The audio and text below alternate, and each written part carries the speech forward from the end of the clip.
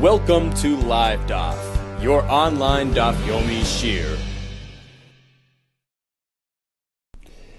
Shalom Aleichem, and welcome back to today's Daf Yomi Beya Daf Mem, the last and final Daf of our Masechta. We begin from the Mishnah on Lamates Amud Beis, 3 lines from the bottom of the Amud. Says the Mishnah, Misha hayu peirosav bi'ir acheres. Suppose this fellow lived in this town, and he had some peiros in a different town. Now, the fact that he is in this town means that he is bound by the tuchum of this town. He can walk 2,000 amma in either direction from this town, but that's it. Now, he had some peiros in another town, which was beyond the tuchum, beyond his reach. Mishahayu peirosav bi'ir acheres. And we already know that just as a person is bound by a tuchum on Shabbos or Yom Tov, likewise, by extension, his possessions, his belongings, and in this case his peiros are bound by his tchum, cannot be transported out of that tchum. So he's in this town, and his peiros are in a different town, which means basically that his peiros are out of the tchum. And the halacha is that when something leaves tchum, it must remain right there within 4 amos. So what happened? V'irvu b'nei oisa ha'ir. The Bach adds, Lavai Etzlei. Some fellows of that city happened to make an Erev which allowed them to walk to this city. So he can't walk back and forth and bring his fruit, but they could technically bring his fruit because they're allowed to walk from that city to this. What does the Mishnah say?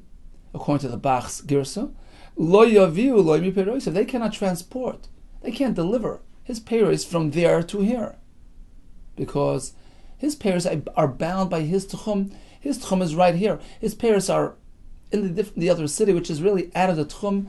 In which case we say that something out of tchum has to remain right there within 4 amos. It cannot be transported to this city. So they can't do that. However, v'i erev hu. But if he did make an erev, so he placed a can of peanut butter between this town and that, and that allows him to walk back and forth. V'im irev hu peirosav kamoyu. In this case, certainly his peiros are connected to his tchum. Just as he can walk back and forth from one town to the next, his peiros as well can be transported from that town to this. Let's go down to Rashi, 2 lines from the bottom. Masnisin lo yaviu mi peirosav. Hoya v'lo hu lo irev l'sham. Dakol karagli ba'alim. It's true, they can walk back and forth, but they cannot deliver his fruit to this town because he is bound by this town. His peiros are out of bounds. Out of bounds has to remain right there. V'im irev hu, but if he himself made an erev which allowed him to walk to that town, lechas l'sham peirosav kamoyu, then this fellow and his fruit have the same status, mutar laviyam, and those fruit can be brought from that town to this town. Continues the Mishnah up on top on Mem Amud Aleph. Misha zimin etzla erchem. In a similar vein, if somebody had guests over on Yom Tov, he has some extra food, he'd like to give them to his guests so they can have some when they get back home. The thing is that they made an erev which allows them to walk to a certain direction. And that's not something that he did. The host did not make an erev to walk in that direction, and likewise his possessions, his belongings, and in this case his food, his leftovers, are bound by his tchum. They can't take that food back home. They can't take the food back home with them. Elaim Kain, there's only one way that this can be done. Elaim Kain zika lehem monasem erev Yom Tov. He had some foresight. Erev Yom Tov, he knew his guests will go back home. He'd like to send some food with them. He was mezakeh to them, which means he took a fellow and he said, look, I'm going to have some guests arriving tomorrow. Take this food, pick it up, be zoicha, make the kinyan on their behalf. You can do that. Now, this food has been granted to his guests, which are expected tomorrow. When they come, there's no concern with them taking that food back home with them because it's theirs. It has been theirs from before Yom Tov. So going into Yom Tov, their tchum, their boundary has been applied to this food. And now they're free to take that food back home with them. Let's go up to Rashi on top. Misha zimin etzle erchem me'ir acheres. This fellow has guests coming from another town, who are coming over through an erev that they made. but he doesn't have an erev to go back to that town. They can't take back food with them. He did a kinyan through another party to give them that food.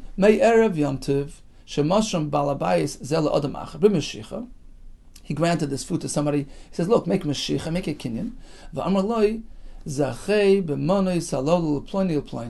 I want you to be kind to acquire this food for those people.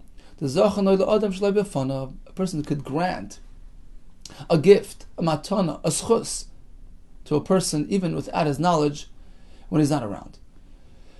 In this case, so it was theirs going into Yom Tov, in which case their tchum, their boundary, gets applied to this food. Says the Gemara 3 lines from the top. Itmar we learned. What about a similar case? Hamafkid Peris Eitzel Chaver. Reuven took his Peris and deposited those Peris by Shimon. Please look after my fruit. Now Shimon assumes responsibility. He did Mashicha, he did a kinyan. It's not his, but he has achrayis to look after them. The question is, whose techum gets applied to these Peris? Is it the owner, the mafkid, the depositor, or is it mi shefkiduloi, the nifkad, the receiver, the caretaker, who has to look after them? That's an interesting shayla. Hamafkid Peris etzel chaver, Rav Amar kiragle mi shefkiduloi, or according to the other gersa, misha pikodet etzle, which means the caretaker, the fellow who's the shomer looking after this fruit. He has achrayas. He's responsible for the well-being of these items, and therefore it's considered under his jurisdiction. It's sort of his possession, and his tchum gets applied to this fruit. That's Rav Shita. Shmuel Amar no, kiragli hamafkid. It goes according to the tchum of the owner, the depositor. Of course, we're speaking that Reuven and Shimon had different tchumen. Reuven has an erev going in this direction, Shimon has one going in this direction. The question is, whose tchum, whose territory, whose boundary gets applied to this fruit? Shmuel says the owners. Rav says the receiver. Lema Rav Shmuel, perhaps this machlekes between Rav and Shmuel, the Azel Tamayu, they are following their respective opinions, stated elsewhere, slightly unrelated halacha, but there is some common denominator between the two. It's a Mishnah above a Kama. But we also find the discussion revolving around mafkid and nifkad, owner or caretaker. This non imhechnes birishus. Suppose Reuven, who owned an ox, brought the ox into Shimon's chatzar. Now the ox inflicted some damage. Who's responsible? The owner or Shimon, the Baal HaChatzar, the caretaker? Says the Mishnah, imhechnes birishus Baal HaChatzar chayiv. If he brought it in there with permission, so the Baal HaChatzar allowed Reuven to bring his shur into his chatzar, then Baal HaChatzar chayiv. Of course, the property owner has to look after the shur to make sure there's no damage inflicted by him. He's chayiv for any nezik. That's the Tanakama, that's the Chachamim. Rabbi Omer, no, he disagrees. We can't assume by default that the property owner assumes responsibility unless he actually explicitly expresses his willingness to undertake responsibility. Rabbi Omer lo ilam ein chayiv. The only way the Baal HaChatzar is chayiv to look after the shur is only achi yikabel ola Baal HaBayis lishma. If he explicitly was mekabel shmira, he assumes responsibility by verbal commitment, then he's mechuyev. But otherwise, the Baal HaShur is still responsible. So according to Tanakama, it's the caretaker. According to Rabbi, it's the owner. Which halacha do we follow? Whose shita? So Rav says halacha kedibri chachamim, that it's the owner who is going to be halacha kedibri chachamim. Sorry, that's the Tanakama, who says that the caretaker, the Baal HaChatzar, has to look after the shur. So Rav paskins, like the Tanakama, he's calling them the chachamim, that it's the Baal HaChatzar who is the caretaker. He's a shomer. He is obligated to look after the shur. Ushmuel Omar halacha ke Rebbe. No, we follow Rebbe who holds that it's the owner who's still responsible.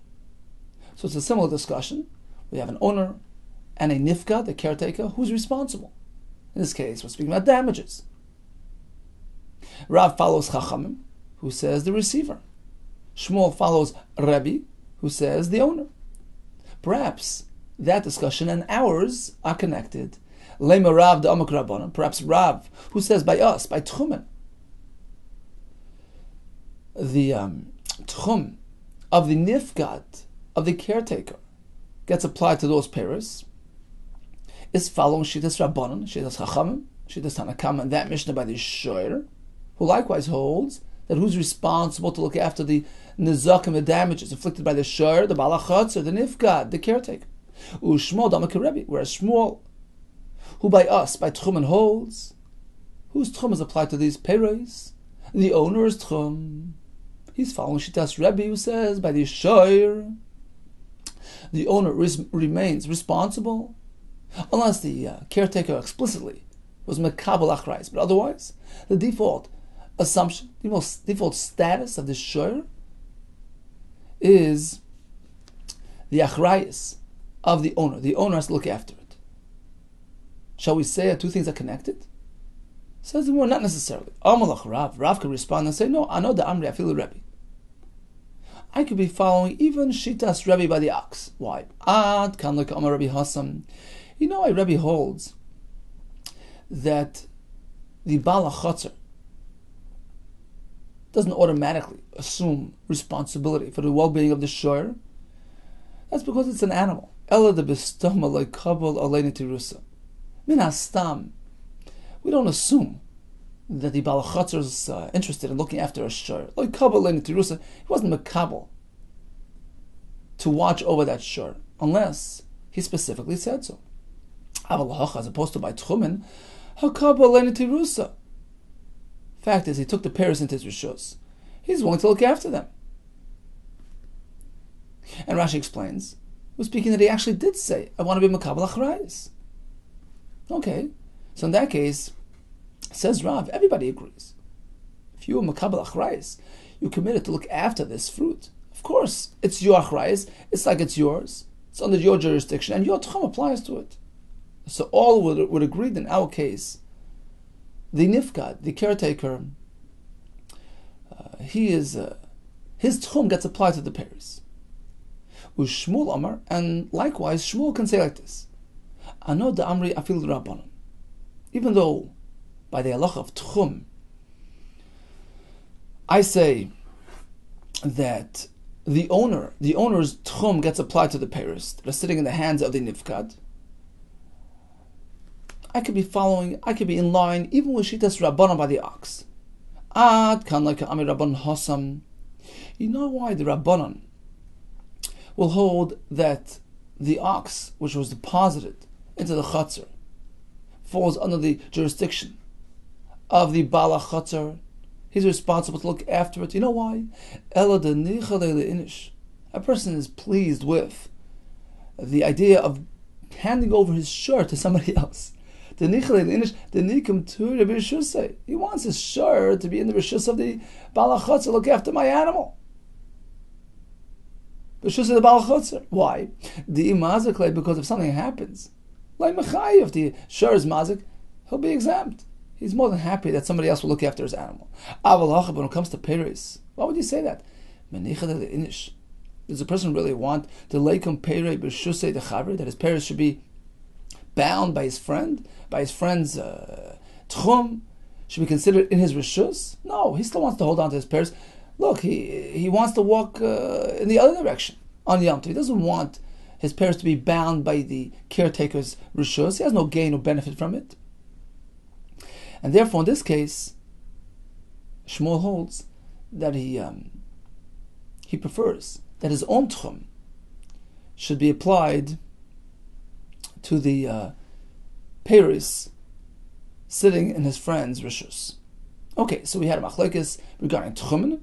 In a case where a person deposits some Peres, whose tchum gets applied? According to Rav, the caretaker's tchum. According to Shmuel, the owner's tchum. The Gemara figured perhaps it's connected to a similar machlokes in Bava Kama regarding assuming responsibility for the well-being of a shur.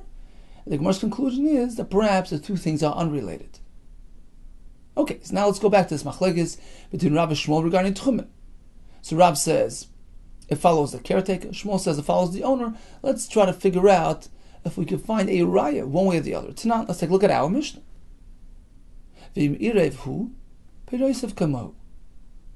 what happened was that this fellow lived in this town. He had some Paris in another town. We assume, even if it was sitting by somebody else, it was deposited with somebody. And what does the Mishnah say? If the owner of the Paris made an Erev, which allows him access to that town, then just as he can travel back and forth, his possessions, his Paris, can travel back and forth. Peroisiv kamoyu. Now, where are the Paris? It sounds like they're perhaps even deposited with somebody. They've been given over to a nifkat. And still, what do we say?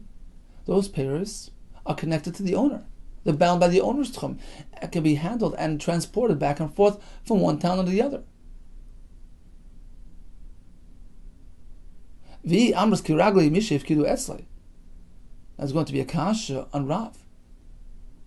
If when you deposit Paris, the Paris assume the status, the tchum of the nifkat, of the caretaker, in this case where the owner made an erev, which allows him free access, what good is it? His Paris are sitting by somebody else in the other town and are bound by that person's tchum. Amar Rav Huna, Amri Bei Rav, and the Beis Medrash of Rav, they answer this kasha as follows. We're speaking about a unique case. He didn't really properly deposit his Paris with somebody. So although he placed them in someone's care, but that fellow did not really assume responsibility. That fellow specified. He pointed to a corner in the room. He says, look, in this Keren Zavis, you can place your Paris. I'm not taking achrayas. I'm not going to look after them. I'm allowing you to use my home to deposit your Paris. In this case, all agree that the nifka, the caretaker's tchum, will not apply, will not affect the Paris at all, because he's not really assuming responsibility. And even Rav would agree in this case, whose tchum applies to the Paris? The owners. Tashma, let's bring another raya from the Mishnah. Misha zimen es lo yorchim. So he expected some guests to arrive on Yom Tov, and after the meal he has some leftover food. Lo yolichu biyadam manis. They can't take some food back with them, because that food is bound by their host's tchum. Unless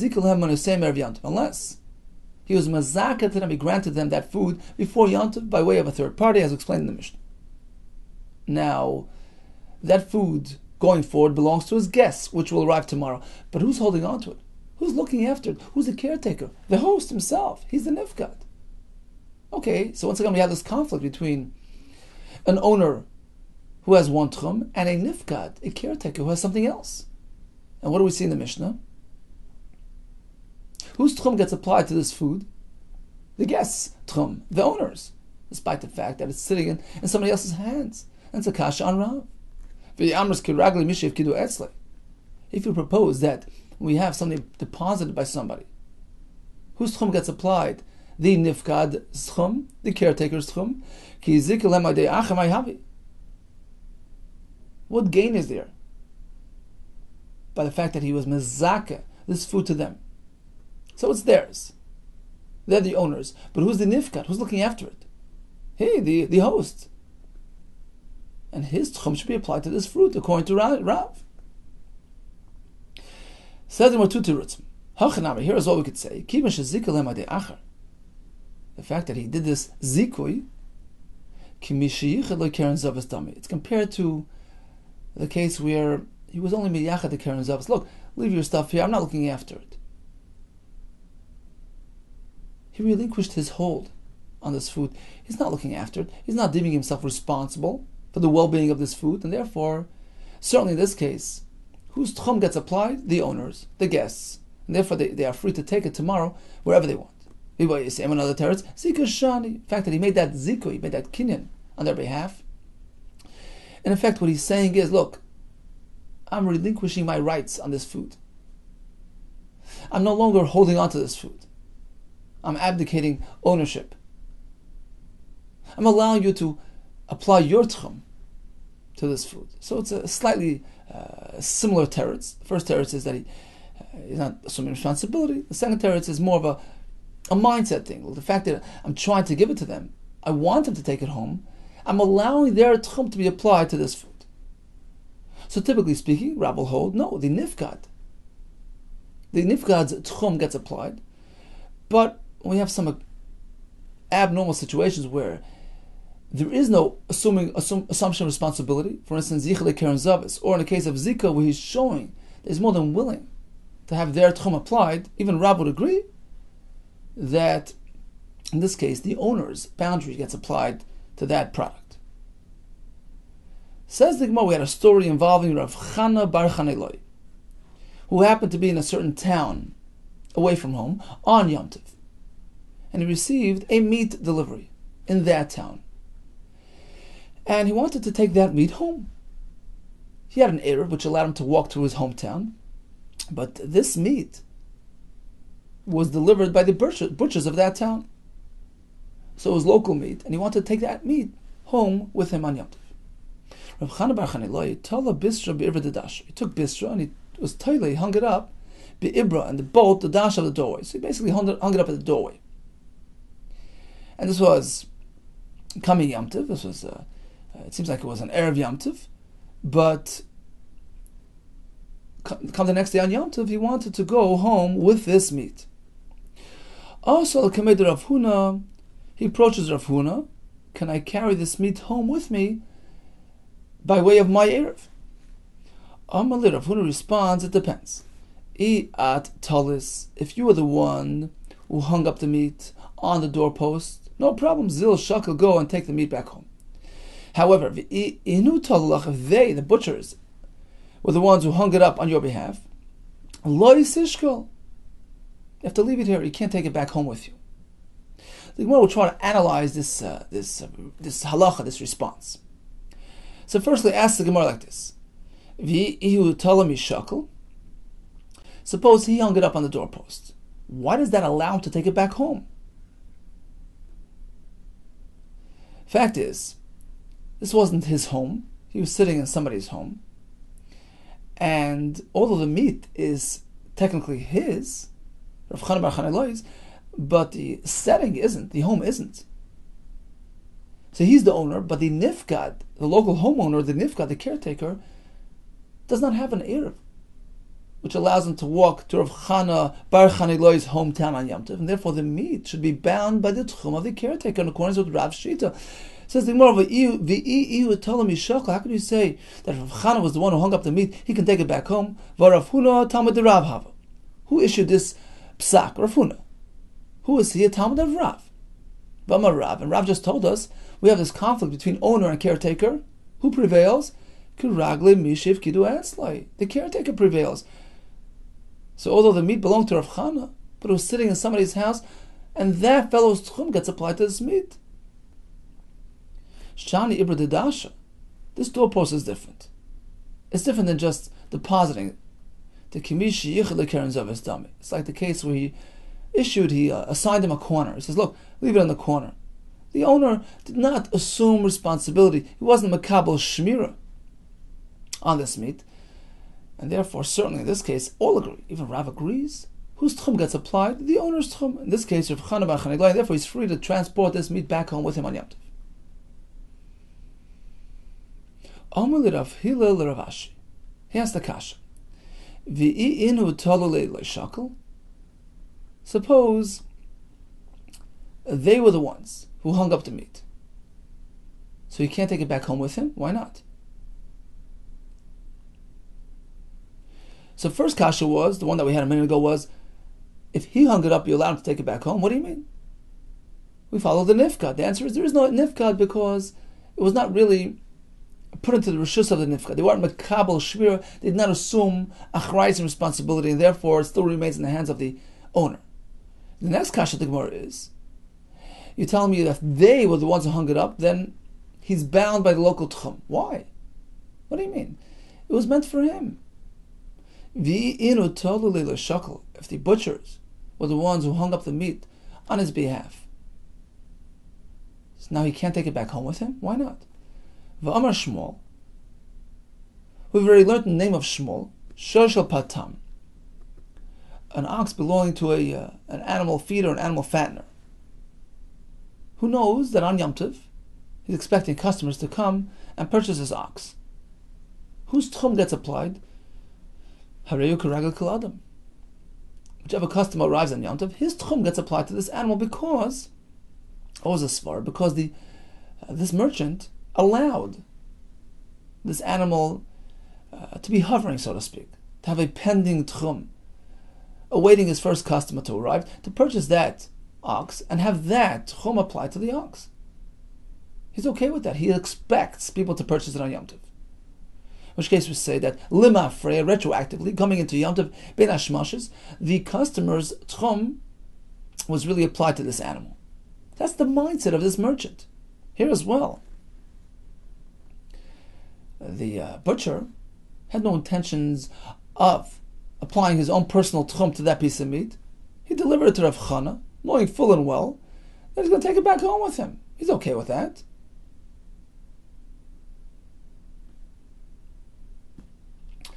That's one kash. Another kash. Do you mean to say if they hung up the meat for him, then he can't take it back home? Why not? This is a similar kasha. Halacha follows Rabbi Beitzah, who says that if you deliver your animal to the shepherd, even on Yom Tov, the tchum of the shepherd gets applied to the animal because he knows full and well. Coming into Yom Tov, he's aware of the fact that his animal is going to end up by the shepherd, and that's what he had in mind. To apply the tchum of the shepherd to his animal, here as well. They gave it to Rav Chana. Rashi says, Adah to the day, totally. Their mindset was that his tchum gets applied. It's his. His to take, his to transport. So why would you say he can't take it back home? Another kasha. Kasha number 3. V'i inhu totally l'shakal. Do you mean to say if they delivered it, he can't take it back home? We know that a person's animal, his person's kalim, are bound by his tchum. Whose meat is it? It's Rav Chana's meat. It was gifted to him, it was granted to him. It's his thing. Why can't he take it back home? Says well, you're right. Apparently, Rav Huna's response, well, it depends who hung it up, has nothing to do with tchumen. There's another concern called basar shenis ale min ha'ain.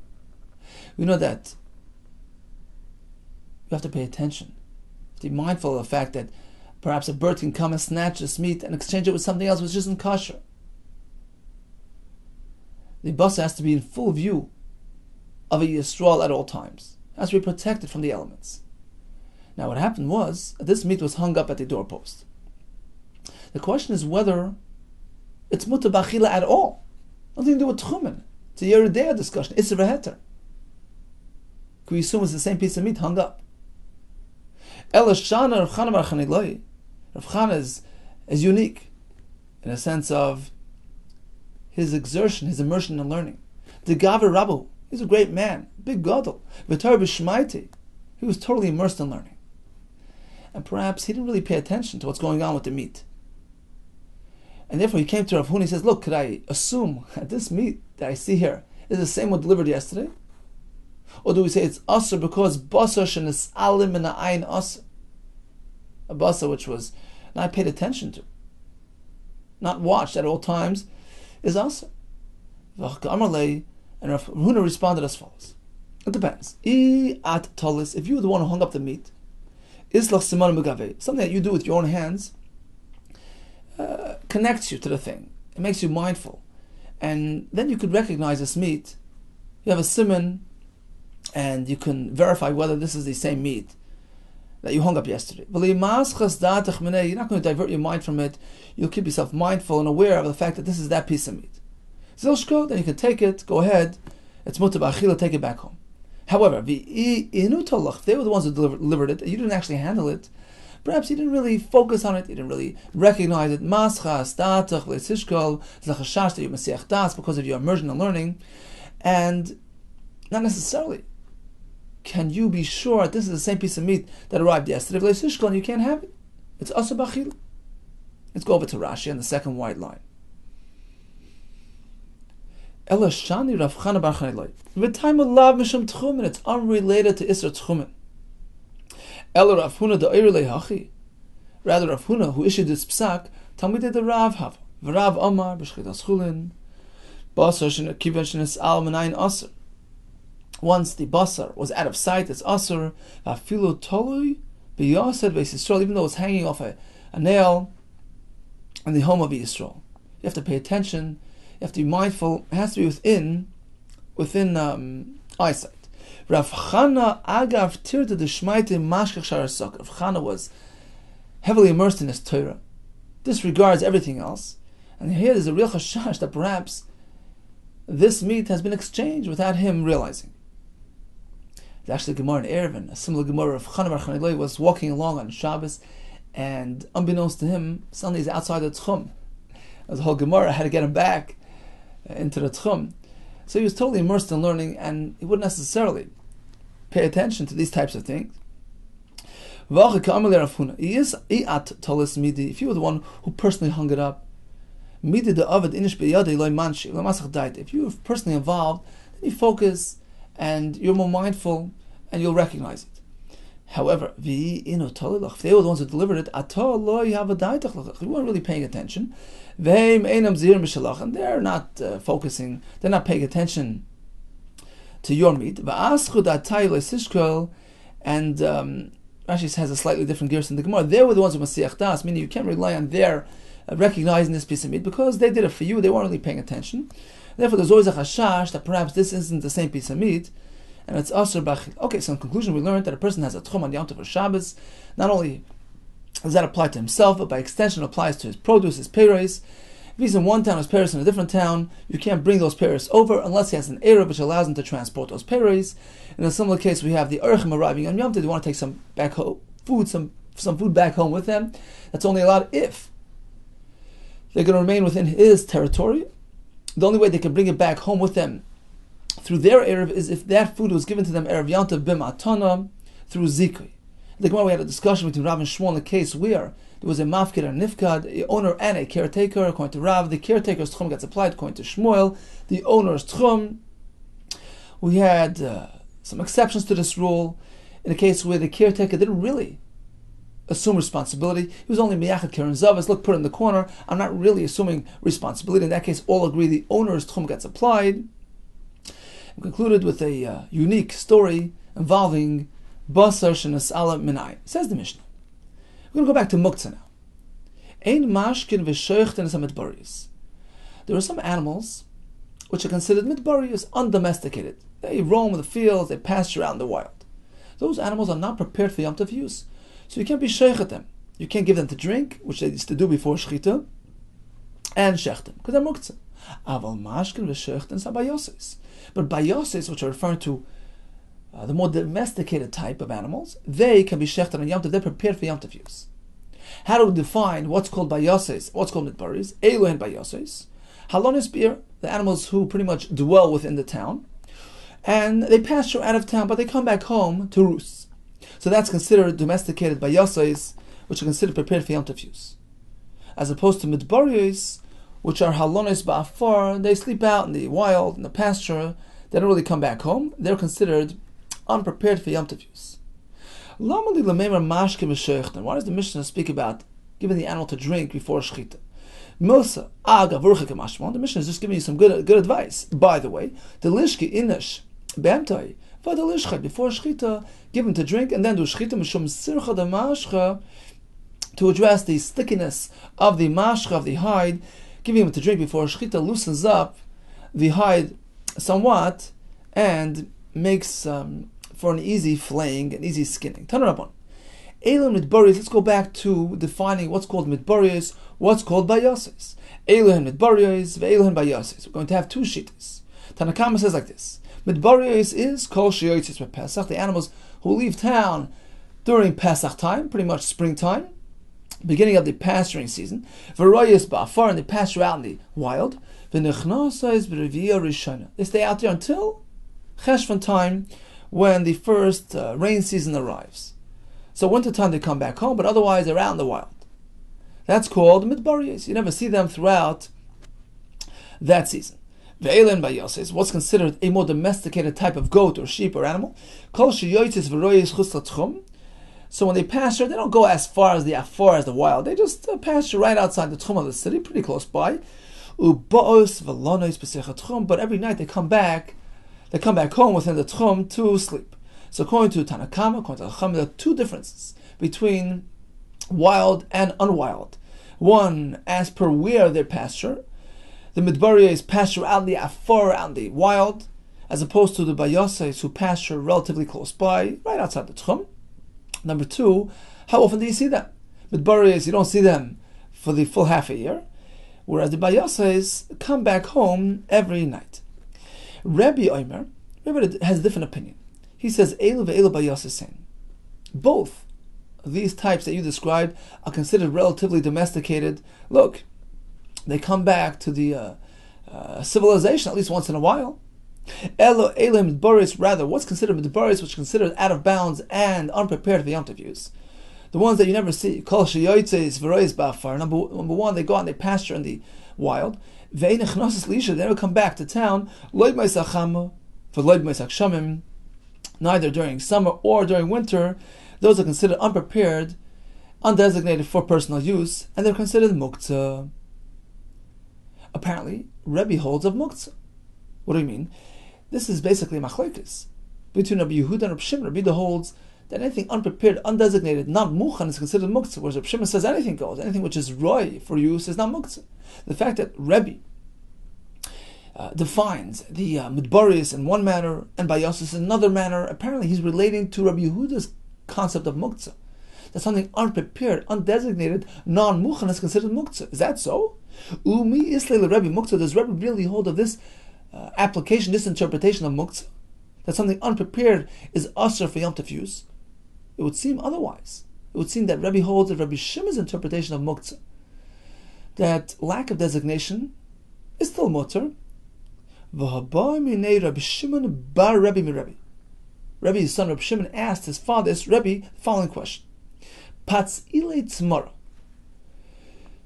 These unripe dates, which were taken off the tree and stored in this palm branch basket, where it would sit and ripen. It was somewhat edible, but it wasn't meant to be eaten at this point. It was meant to sit there and ripen.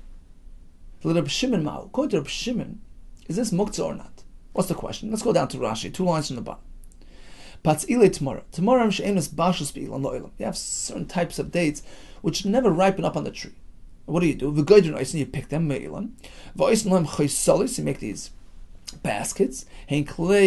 Tomorrow made of palm branches. And you fill it with these dates where they ripen. Could that be eaten on Yom Tov?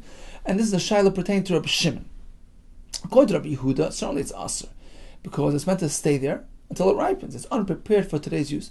The question is according to Rabbi Shimon. This is sort of an iffy case because it is technically edible, but he placed it in that basket for ripening purposes. He doesn't want to eat it today.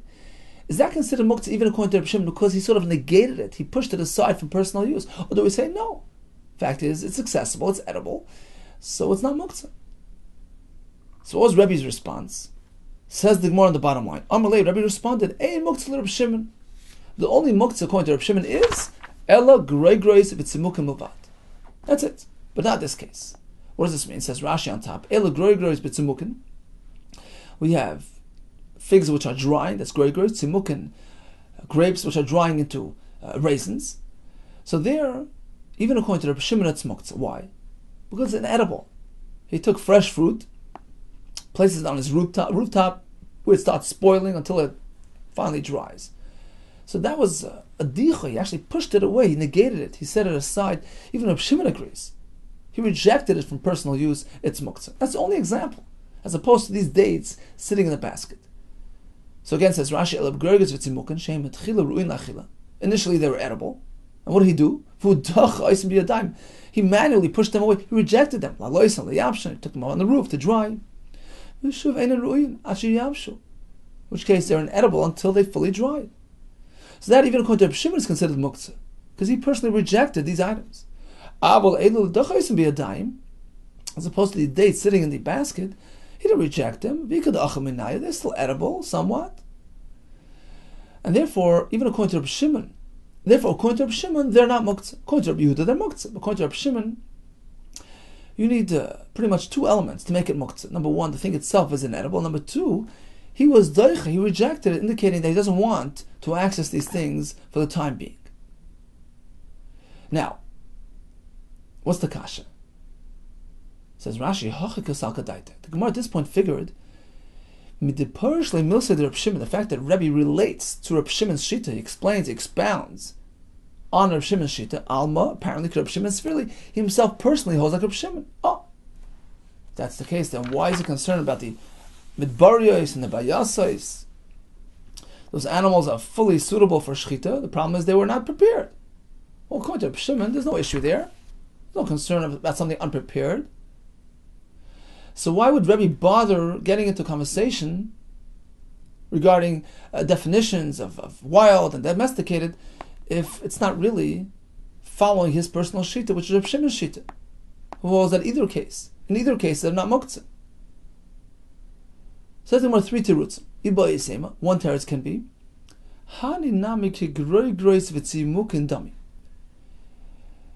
there's no difference between these animals and the groigers v'tzimukin. Why? Here as well, he took these animals and he sent them out to pasture. He was daichi v'yadayim. He sort of rejected them. He sent them off, out of bounds. So perhaps even Reb Shimon would agree that it's muktzah. Another teretz can be l'dvar of Reb Shimon kamar. He himself, Rebbe himself, personally holds like Rabbi Yehuda. Something unprepared is muktzah. That's why the midbariyos animals are muktzah. When Reb Shimon asked his father regarding the dates, according to Reb Shimon, so although Rebbe himself did not hold the Reb Shimon's shita, but he was being gracious by relating to Reb Shimon's shita, even though he himself doesn't subscribe to Reb Shimon's application of muktzah. He holds of Rabbi Yehuda's interpretation, but nevertheless, he didn't hesitate to get involved in the discussion expounding Reb Shimon's shita. A third teretz can be perhaps Rebbe himself holds a Reb Shimon's application of muktzah. So why then did he get into the discussion regarding the animals which are midbariyos and bayasais, which only can follow Rabbi Yehuda's interpretation of muktzah? That something unprepared is muktzah. He wasn't expressing his own personal opinion regarding muktzah. He was simply relating to the Rabbanon's opinion. He says, look, according to my opinion, I follow Reb Shimon. There is no muktzah in this case because the animal is roy. So what that it's out of bounds, unprepared? According to me, there's no muktzah at all. Whether it's bayasas or midbaris, it's fully mutar on Yom Tov. However, according to your wavelength, according to your shita, you follow Rabbi Yehuda, okay, granted. Something unprepared is muktzah. But at least agree to me regarding the interpretations. What's considered undomesticated? What's considered unprepared? So I personally hold that there's no issue at all, because I follow Reb Shimon. Unprepared is fine. Okay, so you hold that Rabbi Yehuda's shit. Unprepared is muktzah. Okay, fine. Let's go along with that. But at least agree to me that heicha diyotzis v'reis v'pesach, when the animal goes out to pasture, Pesach time, v'nechnasis v'reviyah rishon, but comes back,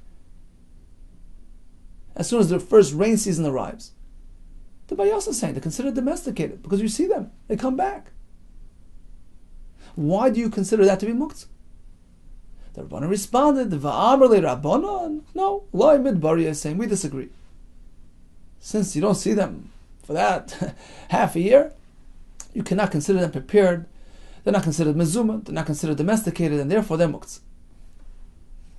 So bottom line is like this: we have Rabbi Yehuda and Rabbi Shimon. Fitting way to end the Masechta. This was a ongoing theme throughout the Masechta. Rabbi Yehuda and Rabbi Shimon. We started the Masechta, Rabbi Yehuda and Rabbi Shimon. We ended Rabbi Yehuda and Rabbi Shimon. What is considered muktzah? Rabbi Yehuda holds unprepared is muktzah. Rabbi Shimon holds as long as it's roy, it's suitable, it's accessible, it's muktzah. Unless you actually negated it, you rejected it, like the gregors v'tzimukin, which are unfit for use, and you rejected them. So what about doing shechita on animals on Yom Tov? So according to Reb Shimon, there's no issue here. Except for one teretz in the Gemara that considers the wild animals as though they're gregors v'tzimukin, which were rejected by him. Whereas according to Rabbi Yehuda, certainly something that's unprepared is muktzah. Now what's considered bayosais, domesticated, prepared, muchen for his use, and what's considered mitbarius? We have machlekes between Tanakama and Rebbe.